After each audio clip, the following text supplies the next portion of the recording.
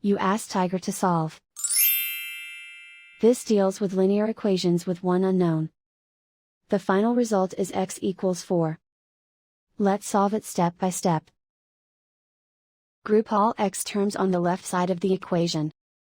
Subtract 4x from both sides. Group like terms. Simplify the arithmetic. Group like terms.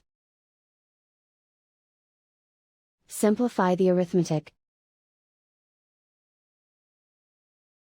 Group all constants on the right side of the equation. Subtract 5 from both sides.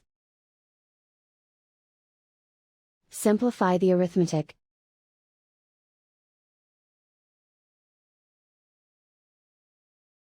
Isolate the x.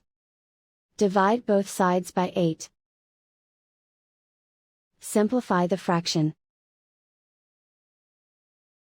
Find the greatest common factor of the numerator and denominator. Factor out and cancel the greatest common factor.